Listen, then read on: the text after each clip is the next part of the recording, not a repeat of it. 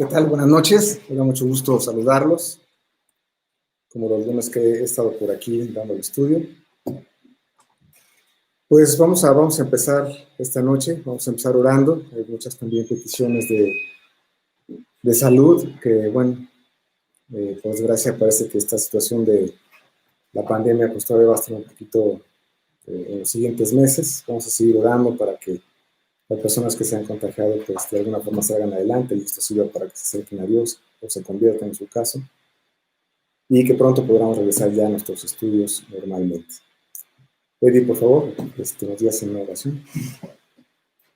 Señor, te damos muchas gracias por permitirnos estar aquí, gracias por poder escuchar tu palabra, te pedimos mucho que tú nos des concentración, que prepares nuestros corazones, que nos des la disposición, la actitud correcta para escuchar tu palabra, Señor, que tengamos una enseñanza que podamos aplicar en nuestras vidas, y te pedimos mucho que bendigas a Tony, que tú lo uses y nos dé las palabras que tú quieres, Señor. Pedimos mucho también por la salud de todas las personas que hemos comentado, te pedimos mucho por la mamá de Reina, por su salud y que le dé sabiduría a sus hermanos, me imagino en este tema. Te pedimos mucho por Brice Bibla también, para que las promesas de Cristo pues lleguen a sus hijos, y no sé exactamente a qué se refiere, pero te pedimos por su familia, por sus hijos, Señor, que tú los traigas a tus pies, es que no te conocen. Y bueno, Señor, te pedimos también por Fernando Hoyos, por su salud, Señor, te pedimos mucho que tú lo restablezcas y que él también te conozca si no lo ha hecho, Señor. Te pedimos mucho te damos muchas gracias por Chachi y Emilio, que están mejorando, que están mucho mejor, Señor, que ya la mamá de Fernando está en su casa. Te damos muchas gracias por eso, Señor, y te pedimos que tú la sigas restableciendo pronto y que cuides a Fernando. Te pedimos mucho también por Paco, Señor, te pedimos mucho por su hermana, que tuvo esta crisis de ansiedad, que también ella pueda venir a tus pies y pueda echar toda su ansiedad sobre ti, como dice tu palabra, Señor. Te pedimos mucho también por la operación de Lili Garza, te pedimos mucho que tú la cuides, que cuides la mano de los médicos y que ella pueda salir bien. Te pedimos mucho por eso, Señor. Te pedimos también por el tío de Luz, por Rodrigo Tello Guzmán, Señor, por su salud, también que pronto pueda restablecerse y también conocerte si no lo ha hecho, Señor.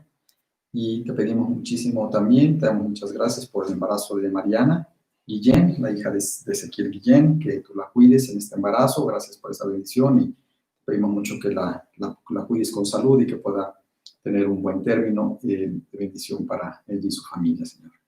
Pedimos todo esto, te damos gracias en el nombre de Cristo Jesús. Amén. Vamos a dar esto para acá. Muy bien, esto un poquito para acá. Muy bien, bueno, continuamos con nuestro estudio del libro de Hechos del Espíritu Santo. Este estudio se titula Un nuevo enemigo. La semana pasada vimos el alboroto en Éfeso, tal como lo llama la Biblia. Demetrio junto con los orfebres se fueron contra Pablo, quien los confrontó, ya que predicaba que no son dioses los que se hacen con las manos. Vieron amenazado su negocio y se volvió un gran escándalo en la ciudad, como lo estuvimos viendo la semana pasada. Y vamos a entrar entonces al capítulo 21, de favor. Vamos a empezar en ese capítulo 21. Después que cesó el alboroto, llamó Pablo a los discípulos, y habiéndolos exhortado y abrazado, se despidió y salió para ir a Macedonia. Bueno, Pablo, prudentemente por consejo de los discípulos, no asiste a la plaza cuando está el alboroto en su apogeo, aunque su intención era la de ir, como estábamos viendo que, la verdad, Pablo, sin temer su vida, él con gusto iría a proclamar el evangelio, a defender a Cristo. Finalmente el alboroto termina y Pablo decide ir a Macedonia. Y los siguientes versículos del capítulo 20 narran el viaje de Pablo a varias ciudades, hasta que en el versículo 17 llega nuevamente a Éfeso. Y ahí convoca a una reunión con los ancianos de la iglesia. Vamos a leer entonces Hechos 20, 17. Enviando pues desde Mileto a Éfeso, hizo llamar a los ancianos de la iglesia. El estudio de hoy será lo que Pablo dijo en esa reunión. Los ancianos eran las personas que estaban a cargo de la iglesia, y hacia ellos se dirige esta exhortación y advertencia, como vamos a ver, que Pablo hace.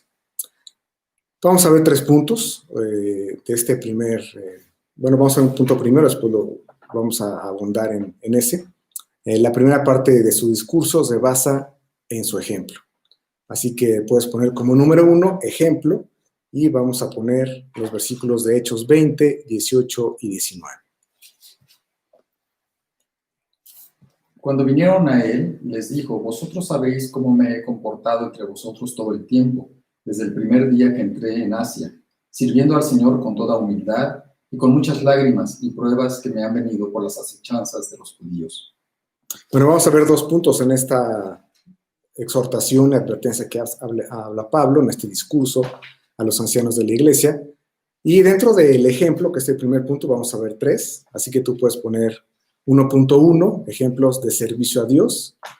Y claro, con esto los estoy sorprendiendo porque ya lo estoy haciendo como Enrique, ¿qué tal? 1.1, así que esto creo que es muy bueno, se entiende claramente cómo hacerlo, ya lo estoy haciendo como él. 1.1, ejemplo de servir al Señor. Pablo se refiere constantemente a sí mismo como un siervo de Jesucristo, como lo acabamos de leer en este versículo al iniciar este discurso que hace. En algunas de sus cartas podemos leer este título que él mismo se ha apropiado. Así comienza Romanos, Filipenses, Tito, son algunas de sus cartas. Vamos a leer los versículos, cómo se menciona esto, se autodenomina él como un siervo. Vamos a ver Romanos 1.1, así empieza esta carta del libro. Pablo, siervo de Jesucristo, llamado a ser apóstol, apartado para el evangelio de Dios.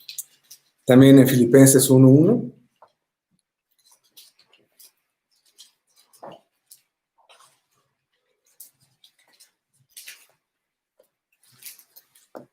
Pablo y Timoteo, siervos de Jesucristo, a todos los santos en Cristo Jesús que están en Filipos con los obispos y diáconos. Y también vamos a ver el ejemplo de la carta de Tito, ahí en 1.1.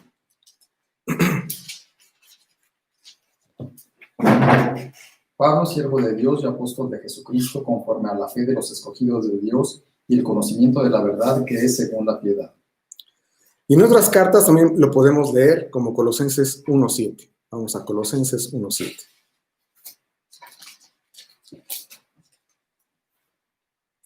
Como lo habéis aprendido de Epafras, nuestro consiervo amado, que es un fiel ministro de Cristo para vosotros. Bueno, y menciona como consiervo, autodenominándose también, obviamente, como siervo. La palabra siervo, como sabemos, es del griego doulos, que significa esclavo. Él, Pablo, se consideraba un esclavo de Jesucristo. Me gusta la palabra esclavo más que siervo, porque el siervo nos hace pensar en un salario, como que una persona hace algo por un pago o por alguna recompensa. No es así con el esclavo, ya que él pues, no tendrá ningún pago. Y eso nos hace ver que todo es para la gloria de Dios, que es el fin que debemos perseguir. Nos hace recordar la sola gracia que hemos estudiado también. Todo es para la gloria de Dios. Pablo siempre ponía a Dios como el número 1. A los Gálatas les escribe, vamos a ver esto en Gálatas 1.10. Vamos a ver este versículo, Gálatas 1.10. Pues busco ahora el favor de los hombres o el de Dios, o trato de agradar a los hombres, pues si todavía agradara a los hombres, no sería siervo de Cristo. Claro, es lo que está diciendo a los Gálatas. ¿Creen que estoy buscando algo para mí? ¿Creen que estoy buscando el aplauso de los hombres o su aprobación? Nada de eso, no sería siervo de Cristo, dice. Este servicio, por supuesto, no ha sido fácil en la vida de Pablo. Pablo menciona muchas lágrimas y acechanzas de los judíos que lo estamos leyendo en este inicio de su discurso. Solo tenemos que recordar los estudios pasados para ver todo lo que ha sufrido Pablo. Desde su conversión, cuando tuvo que ser descolgado por el muro de la ciudad, ¿te acuerdas de ello? O cuando fue apedreado en Listra, que lo consideraban muerto. A los Corintios les escribe, vamos a ver esto en 2 Corintios 11, 24 al 27. 2 Corintios 11, 24 al 27. De los judíos 5 veces he recibido 40 azotes menos 1. 3 veces he sido azotado con varas, 1 vez apedreado, 3 veces he padecido naufragio. 1 noche y 1 día he estado como náufrago en alta mar. En caminos muchas veces, en peligros de ríos, peligros de ladrones, peligros de mi nación, peligros de los gentiles, peligros en la ciudad, peligros en el desierto, peligros en el mar, peligros entre falsos hermanos, en trabajo y fatiga, en muchos desvelos, en hambre y sed, en muchos ayunos, en frío y desnudez, y además de otras cosas, lo que sobre mí se agolpa cada día, la preocupación por todas las iglesias. Bueno, no solamente a los Corintios, sino también a otras de sus iglesias, Pablo presentaba su currículum con todo el padecimiento a través de la predicación que hacía en Cristo Jesús. Es probable que muchas veces Pablo recordara, quizá ahí en las noches, cuando pasaba por una situación complicada, difícil, recordara lo que Dios le dijo cuando se convirtió. Vamos a verlo en Hechos 9:16.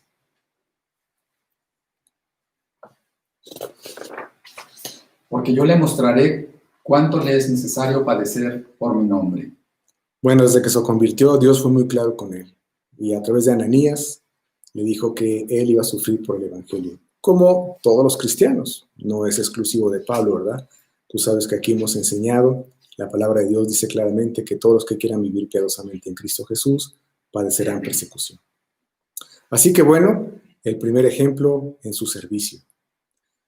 El 1.2, vamos a ver ejemplo en la enseñanza. Y esto lo vemos en Hechos 20:20. Y como nada que fuese útil he rehuido de anunciaros y enseñaros públicamente y por las casas.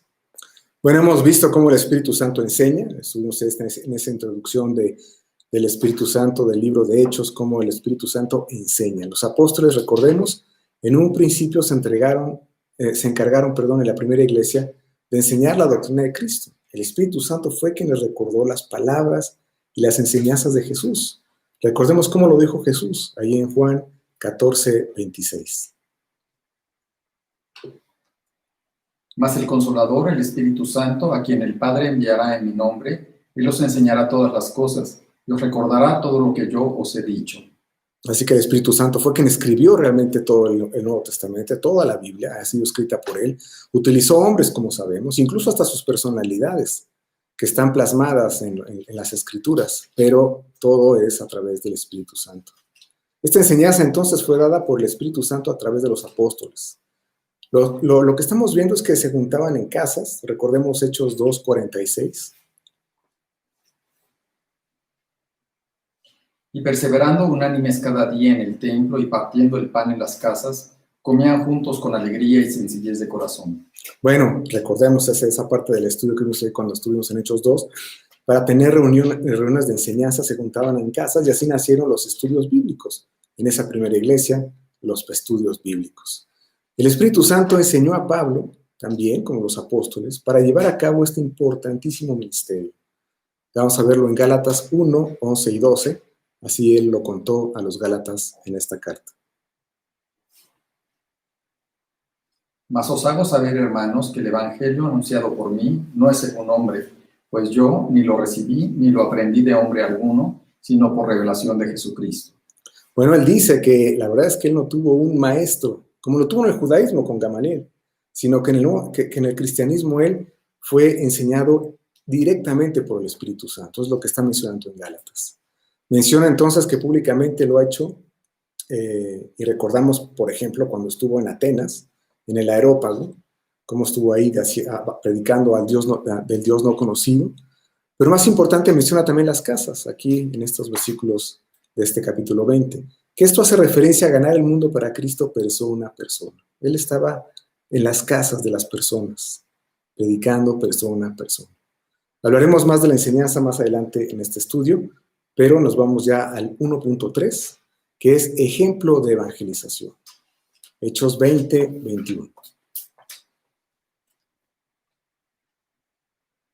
Testificando a judíos y a gentiles acerca del arrepentimiento para con Dios y de la fe en nuestro Señor Jesucristo. Muchas personas han dicho que el mundo que hoy vivimos es sin duda la obra de Pablo, un hombre que cambió su mundo para cambiar al mundo. Pero como él mismo lo decía, no fue él, sino Dios. Vamos a leer esto en 1 Corintios 15:10. Pero por la gracia de Dios soy lo que soy, y su gracia no ha sido en vano para conmigo. Antes he trabajado más que todos ellos, pero no yo, sino la gracia de Dios conmigo. Sí, por supuesto, él sabía que había trabajado muchísimo. pero que realmente no había sido él, sino que había sido el Espíritu Santo trabajando en su vida.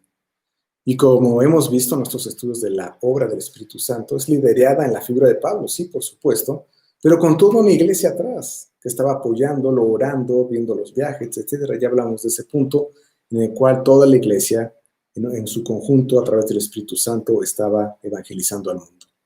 Esta evangelización está basada en el arrepentimiento, tal y como lo vimos el día de Pentecostés, que es lo que está diciendo también Pablo en su discurso. Cuando Pedro le dijo a la multitud, arrepiéntanse. Ya aprendimos del arrepentimiento, que es reconsiderar. Y también significa sentir pesar por haber hecho algo, en este caso pecar, por supuesto. Y esto te debe llevar a la necesidad de un Salvador, que es Cristo, que murió por tus pecados y por los míos. Y la fe, que también lo menciona Pablo en estos versículos, que ya también hablamos de ella, creer y apropiarse del sacrificio de Cristo de manera personal. Así que la primera parte del discurso tiene estos 3 puntos. El ejemplo que él mismo se pone como ejemplo en servicio, en enseñanza y en evangelización. Continuando con su discurso, vamos a los versículos ahí de Hechos 20, 22 al 25.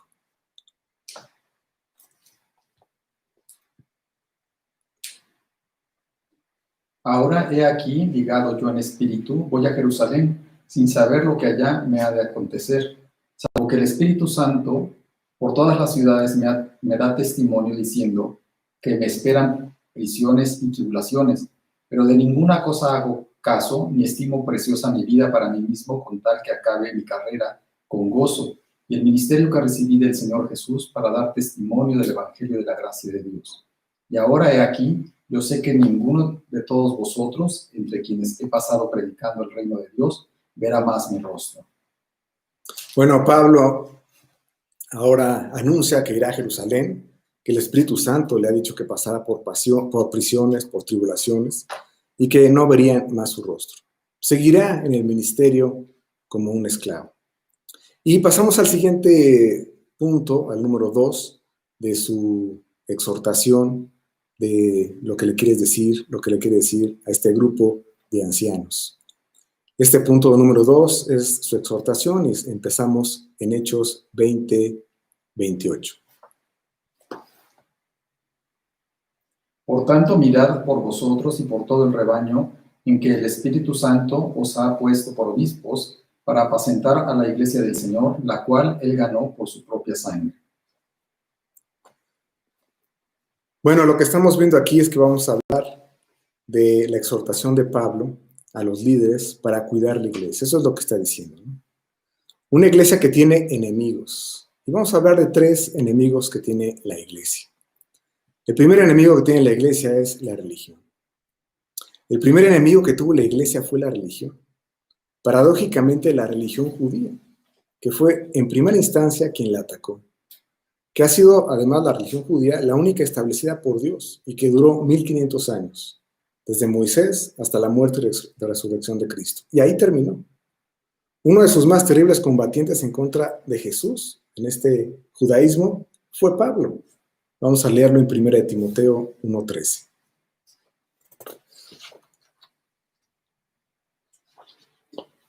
Habiendo yo sido antes blasfemo, perseguidor e injuriador, mas fui recibido a misericordia porque lo hice por ignorancia en incredulidad.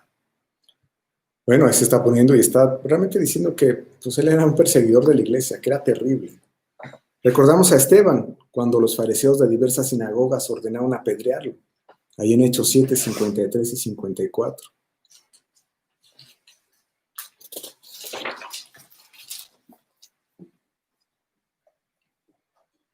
Vosotros que recibisteis la ley por disposición de ángeles y no la guardasteis, oyendo estas cosas se enfurecían en sus corazones y crujían los dientes contra él. Bueno, es de notar que Esteban les está predicando que ellos tenían la ley, pero que no la guardaron. La religión ha sido y será un enemigo del cristianismo y de su iglesia. El cristianismo no es una religión, sino es una relación con Dios por medio de su Hijo Jesucristo y establecida por el Espíritu Santo en el cuerpo del creyente. Sin entrar en definiciones complejas de una manera práctica, podemos decir que la religión es la forma en que el hombre se acerca a Dios Y el cristianismo es la forma en que Dios se acerca al hombre. El hombre a Dios bajo sus propias ideas. Dios al hombre bajo sus términos, que son absolutos y no van a cambiar.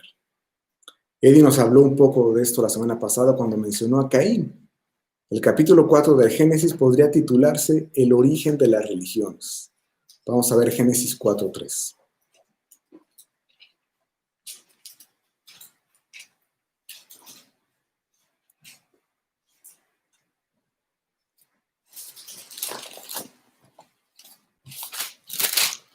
Y aconteció andando el tiempo que Caín trajo del fruto de la tierra una ofrenda a Jehová. Y el 4, por favor. Perdón. Y Abel trajo también de los primogénitos de sus ovejas, de lo más gordo de ellas. Y miró Jehová con agrado a Abel y a su ofrenda. Bueno, lo que estamos viendo aquí es que Abel trajo una oveja para sacrificar. Las instrucciones de Dios se habían dado una vez que Adán y Eva pecaron. De forma inmediata, Dios puso la solución a su gran pecado. Era la forma de expiar el pecado era a través de la sangre de un animal, de una oveja. Esto es solo un tipo de lo que sería el sacrificio de Cristo. Es un inocente muriendo por un culpable. Muchos podrían decir, bueno, ¿qué culpa tiene la oveja? ¿No? Pues es inocente, ¿por qué tiene que morir por un pecado de otro? Bueno, es exactamente lo que hizo Cristo. Eso es justo lo que hizo Cristo. Él no tenía necesidad de pagar por ninguno de nosotros. Él no tenía culpa de nada. Sin embargo, Él se ofreció en sacrificio. Así que Dios puso un tipo de lo que pasaría en la figura de Cristo, en su Hijo, desde el Génesis. Vemos a Caín entonces trayendo su ofrenda, frutos de la tierra, dice la palabra de Dios. Pero si eso no fue lo que dijo Dios, no fueron sus instrucciones.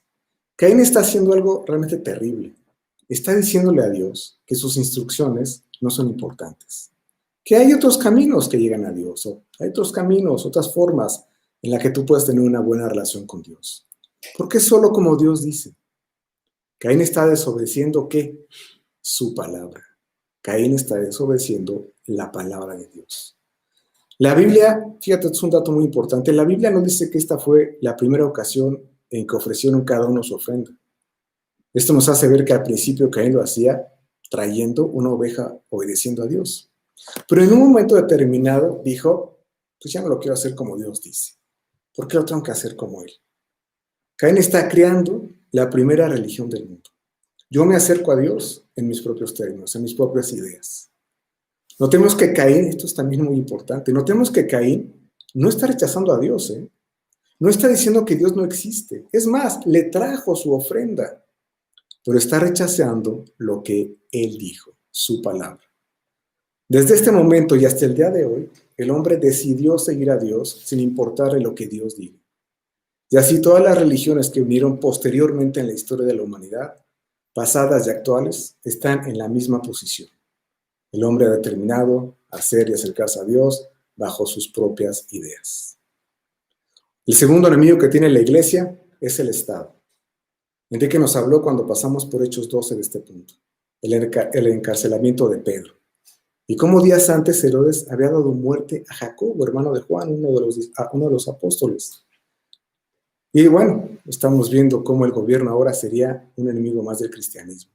Algo que pasa hasta nuestros días, promulgando leyes que van en contra de lo que Dios dice, ignorando a Dios y diciendo que realmente son cosas retrógradas, que eso no debe, que estamos en el siglo XXI, que cómo es posible que estemos viendo y pensando que es vigente lo que Dios dice. Y así llegamos al nuevo enemigo de la iglesia. Así se titula el estudio. Hay un nuevo enemigo en la iglesia. Y esto es el tercer punto. El nuevo enemigo de la iglesia son las personas de la misma iglesia. Hechos 20, 29 y 30.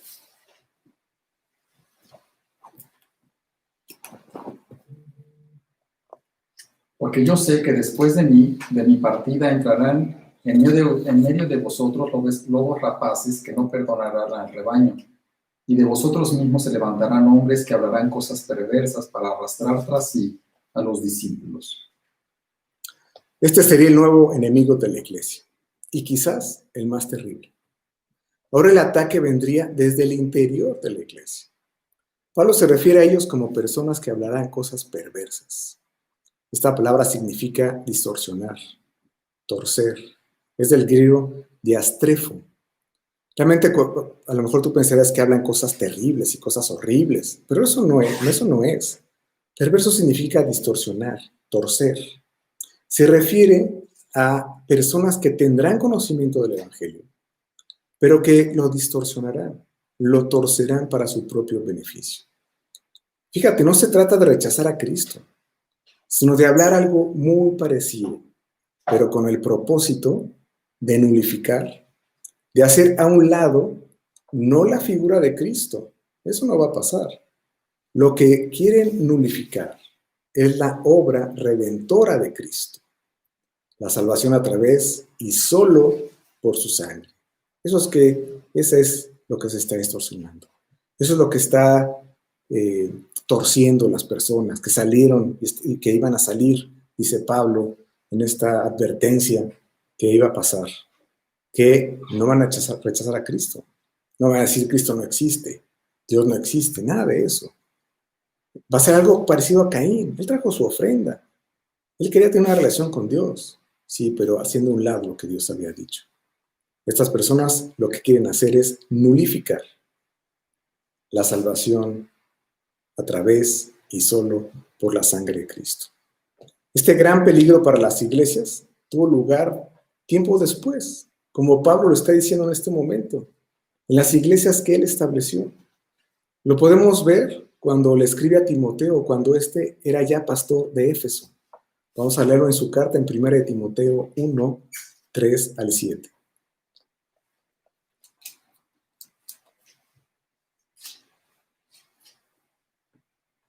Como te rogué que te quedases en Éfeso cuando fui a Macedonia para que mandases a algunos que no enseñasen diferente doctrina, ni prestasen atención a fábulas y genealogías interminables, que acarrean disputas más bien que edificación de Dios que es por fe. Así te encargo ahora, pues el propósito de este mandamiento es el amor nacido de corazón limpio, de una buena conciencia y de fe no fingida, de las cuales cosas, desviándose algunos, se apartaron a vana palabrería, queriendo ser doctores de la ley, sin entender ni lo que hablan ni lo que afirman. Bueno, ya cuando tiempo más adelante, Pablo está escribiendo, quizá una de las últimas cartas, 1 de Timoteo, 2 de Timoteo, que le escribió, pues ya estaba pasando lo que justamente él predicó en Éfeso, y en esa misma ciudad está pasando eso con Timoteo como pastor. Todas estas personas que estaban diciendo de notar, enseñan diferente doctrina, fábulas y genealogías interminables, acarrean solo disputas, ¿no? Estas cosas están provocando que la gente se desvíe, se apartaron a vana palabrería. Personas que pretenden tener conocimiento, pero como dice Pablo en esta carta, pero que no saben ni de lo que hablan. A algunos los nombra, 1 de Timoteo 1, 19 y 20. Manteniendo la fe y buena conciencia, desechando la cual naufragaron en cuanto a la fe algunos, de los cuales son Himeneo y Alejandro, a quienes entregué a Satanás para que aprendan a no blasfemar. Bueno, aquí hasta les pone nombre, ¿verdad? Son estas dos personas que pretendían igual conocer algo, pero pues no tenían idea, no estaba basado en lo que Dios había dicho. Otro en 2 de Timoteo, capítulo 2, versículos 16 al 18.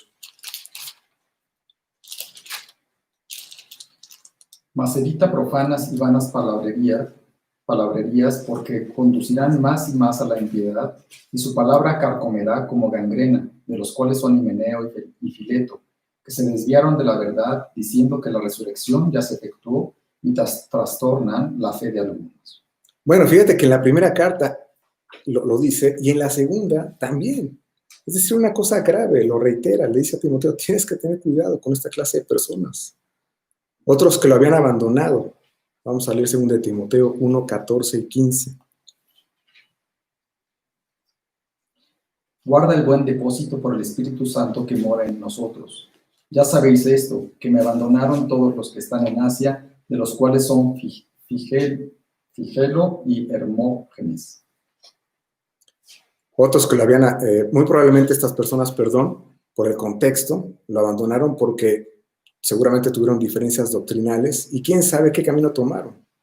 Todos ellos peligrosos porque arrastran a muchas personas. Al decir todos me abandonaron, a lo mejor son ellos, pero quién sabe cuánta gente se llevaron de la iglesia. Y como dice el versículo de Hechos 20:30, arrastrar tras sí a los discípulos. En su exhortación es lo que dice Pablo, arrastrar tras sí a los discípulos.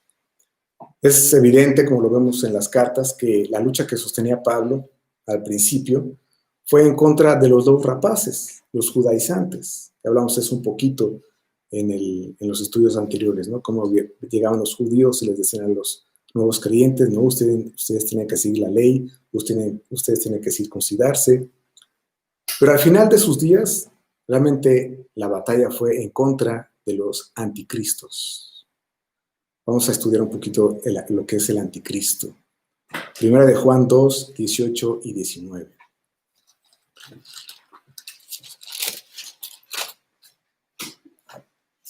Hijitos, ya es el último tiempo, y según vosotros oísteis que el anticristo viene, así ahora han surgido muchos anticristos.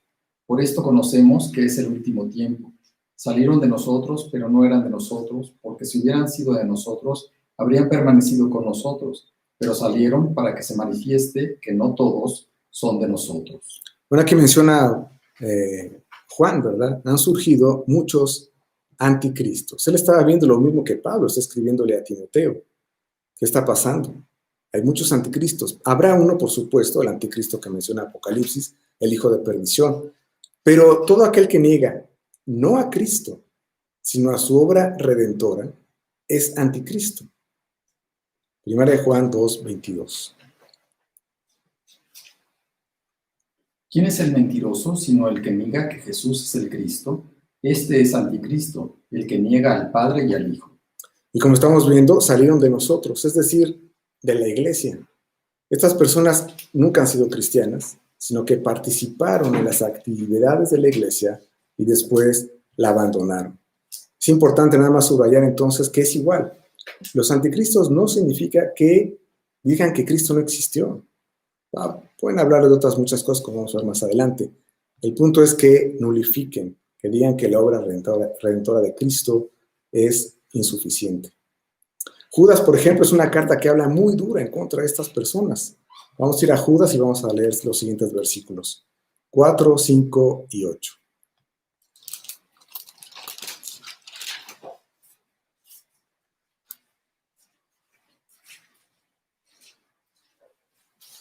Porque algunos hombres han entrado encubiertamente,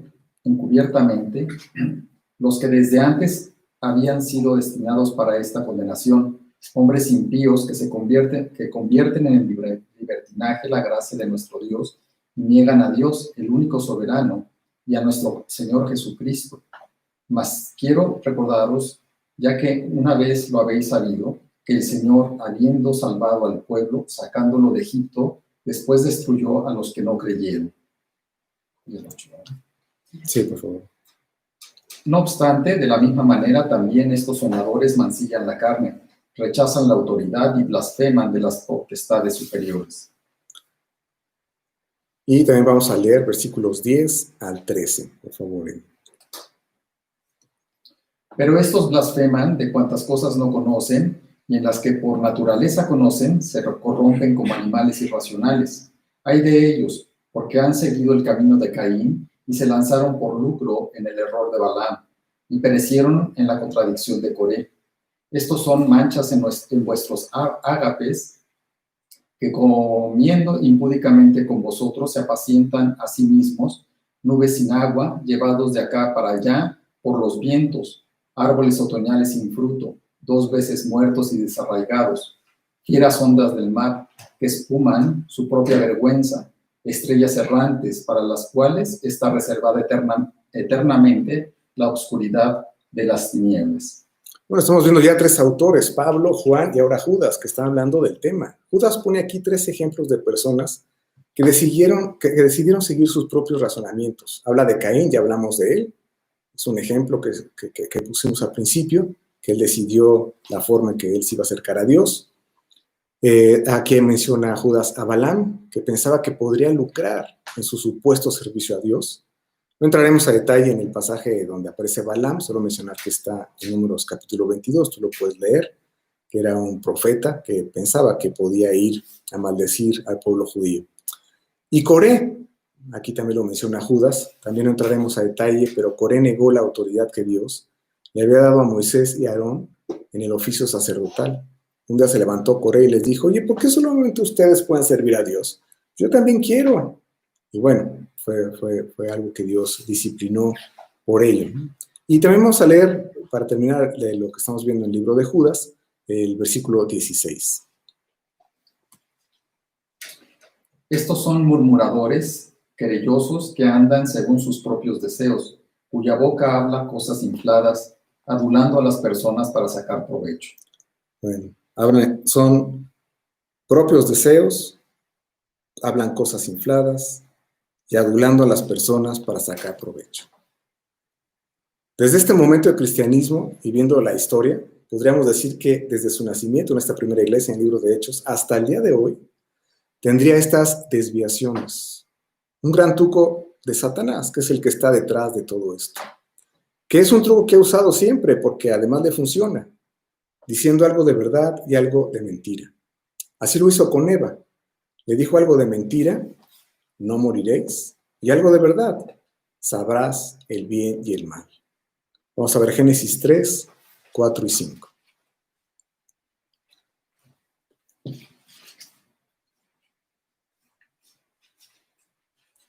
Entonces la serpiente dijo a la mujer, no moriréis, sino que sabe Dios que el día que comáis de él, serán abiertos vuestros ojos, y seréis como Dios, sabiendo el bien y el mal.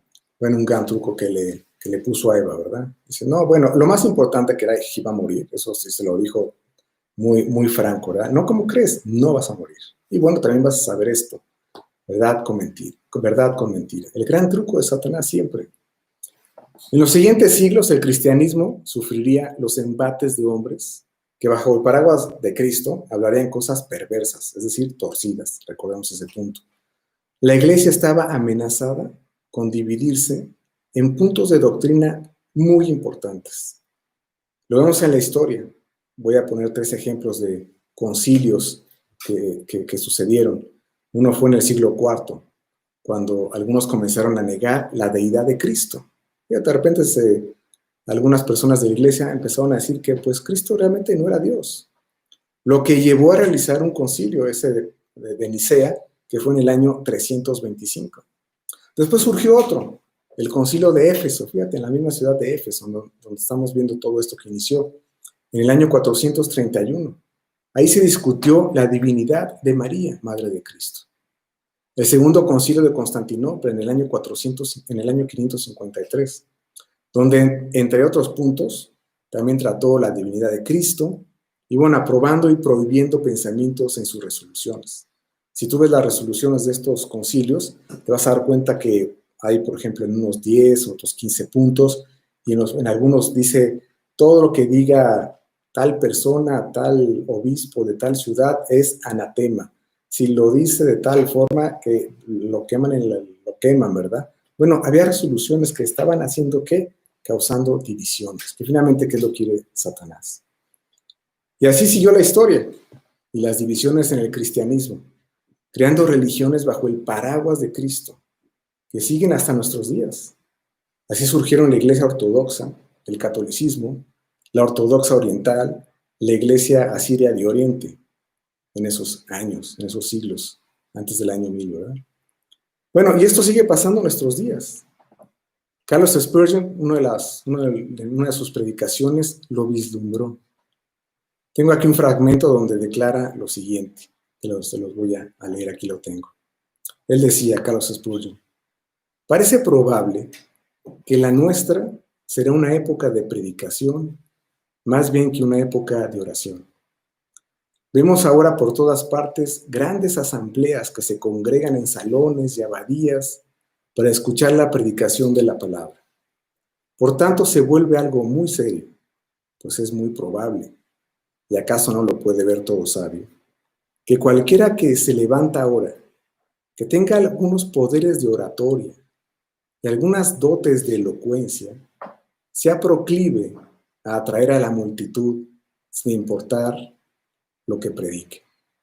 Aunque la palabra que declare sea tan falsa como es verdad la palabra de Dios, y sea tan contraria al Evangelio como es opuesto al cielo el infierno. Este fragmento de Charles Spurgeon, que es una de sus predicaciones que él la tituló Escudriñar las Escrituras, fue predicada en 1858. Fíjate lo que estaba viendo Charles Spurgeon en ese año. La siguiente época va a ser una época de predicadores que se van a levantar y que grandes asambleas van a ser muy elocuentes, van a ser muy buenos expositores y con grandes asambleas, pero que lo que dicen sea totalmente contrario al Evangelio. Y así en los últimos 100 años hemos visto cómo han surgido nuevas religiones que hablan de Cristo, con un crecimiento, yo diría, exponencial, ¿no? He visto algunas biografías de algunos de los fundadores de estas religiones o filosofías o cosas bajo el paraguas de Cristo, y tú puedes ver en sus biografías cómo de alguna manera estaban involucrados con el cristianismo. Algunos hijos de cristianos, algunos habían asistido a iglesias cristianas, hasta que en un momento decidieron torcer la doctrina, creando adeptos, y con los años, pues todo un movimiento religioso. Muchos de ellos están en nuestros días. El punto principal de todas ellas, no niegan a Dios ni a Cristo, pero la salvación tú la tienes que ganar, haciendo insuficiente lo que es suficiente, la obra de Cristo. Vamos a leer versículos que son muy claros para nosotros acerca de la salvación y cómo se obtiene. Vamos a leer Efesios 2:8.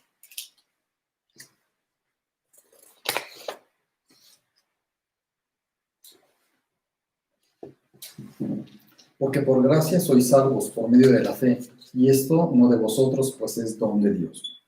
Bueno, son versículos muy claros que hablan de la salvación, por gracia. Romanos 3, 23 y 24.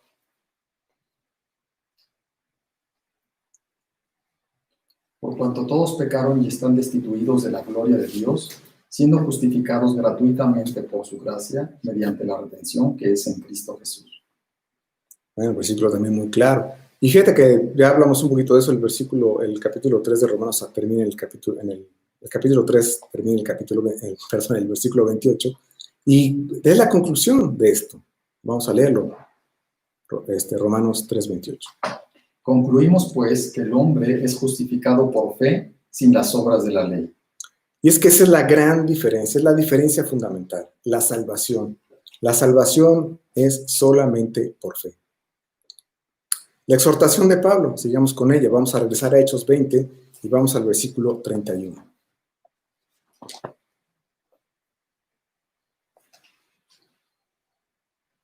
Por tanto, velad, acordándoos que por 3 años, de noche y de día, no he cesado de amonestar con lágrimas a cada uno.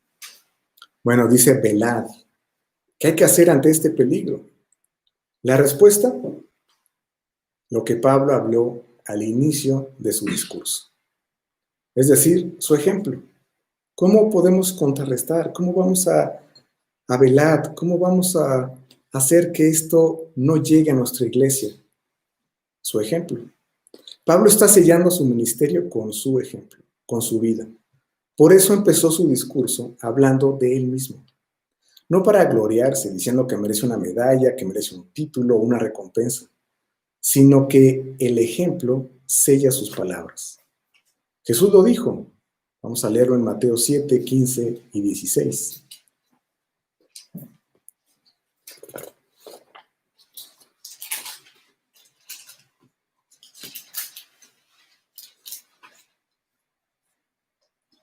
Guardaos de los falsos profetas que vienen a vosotros como vestidos de ovejas, pero por dentro son lobos rapaces. Por sus frutos los conoceréis. ¿Acaso se recogen uvas de los espinos o higos de los abrojos? Por sus frutos los reconoceréis. Su ejemplo de servicio, su ejemplo de evangelización y su ejemplo de enseñanza. Como sabes, hay 3 pruebas que podemos ver cuando una persona se convierte a Cristo. Su vida cambia, habla de Cristo y lee la Biblia. Es exactamente lo que está diciendo Pablo en su discurso. Ejemplo de servicio. Tu vida ha cambiado. Ya no vives en el yo, sino en el dar, en el servicio. Es común, por supuesto, no es común, sino es obvio, es normal, es lo que debe pasar, que te digan que has cambiado cuando te conviertes a Cristo.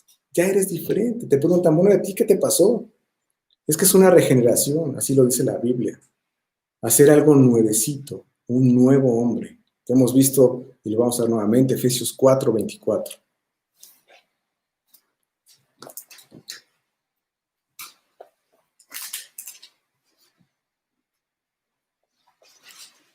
Y vestíos del nuevo hombre, creado según Dios, en la justicia y santidad de la verdad. Bueno, así que este ejemplo de servicio es tu vida cambia. Ejemplo de evangelización. Hablas de Cristo. ¿Quién sabe qué pasa en ti? Que empiezas a ir al estudio, empiezas a asistir y de repente lo quieres compartir. Oye, pues vas con tu familia, con tus amigos, en el trabajo y quieres compartirlo, no sabes nada en ese momento, no importa, pero tú le dices a las personas que algo está pasando en ti y quieres compartirlo. Hablas de Cristo. Y ejemplo de enseñanza. Inmediatamente que te conviertes, te motivamos a leer la Biblia. Eso pasó también con nosotros. Cuando asistimos por primera vez a un estudio, recibimos a Cristo en nuestro corazón, nos regaló un Evangelio de Juan y una Biblia. Ponte a leer. Hechos 20:32. Y ahora, hermanos, os encomiendo a Dios y a la palabra de su gracia, que tiene poder para sobreedificaros y daros herencia con todos los santificados. Os encomiendo a la palabra de su gracia, dice el versículo. La palabra de gracia, la Biblia. La Biblia será el fundamento para construir la iglesia. Ella es la única autoridad. A eso es lo que está encomendando Pablo. Tienen que basar todo en lo que dice la Biblia. Claro que varias religiones bajo el paraguas del cristianismo nos van a decir que también ellos tienen a la Biblia como autoridad. No todas, por cierto. Algunas ya sacaron sus propias Biblias o sus propios libros y la Biblia pues la han puesto muy lejos. Y en algunos casos pues hasta la han tirado. Por supuesto que nos sentamos con ellos, con una Biblia en medio, para mostrarles lo que Dios dice. Por supuesto, no ganar para una batalla, eso no es nuestro fin. No queremos ganar un concurso intelectual de conocimiento de la Biblia. Ese no es nuestro punto ni nuestro caso. Nosotros no hacemos eso. Nosotros vamos con ellos con amor para decirles lo que Dios dice en su palabra. Ya lo hemos hecho, ¿no? Yo les cito a personas Efesios 2, 8 y 9, como los leímos ahora.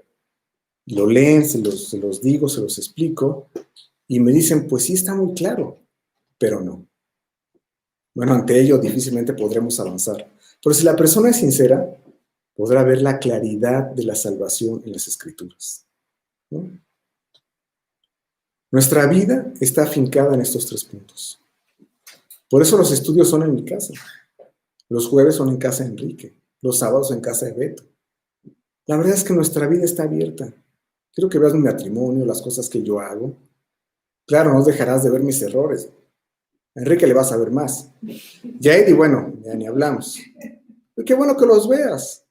Pablo tenía errores, nos los mostró Enrique hace 15 días. ¿Cómo él se equivocó? El gran apóstol Pablo tuvo terribles errores. Pero también verás mi dependencia a Dios, porque constantemente me equivoco. Mi servicio en la iglesia. Ven a vivir un rato conmigo si quieres. Bueno, mejor con él. Ahí les paso su teléfono en el chat. Pero esto no es de los pastores, ¿eh? Es de todos. Por eso las células también son en casas, en tu casa. Están viendo tu vida. Entran a tu intimidad para que veas cómo has cambiado, cómo vives diferente. ¿Qué está pasando en tu trabajo, en tu familia, tu casa? Y vida están abiertas. En las células se evangeliza, se estudia la Biblia en el discipulado. Eso es lo que estamos haciendo. Es el ejemplo de nuestras vidas, ¿no? Tú también invita a gente a vivir contigo, para que vean cómo eres. Y que tu vida selle lo que tú dices. El ejemplo. Por eso Pablo se puso, mira, vamos a empezar con con lo importante, el ejemplo. Y después, basados en la palabra de Dios, encomendados en la palabra de su gracia. Vamos a terminar con Efesios 4, versículo 4.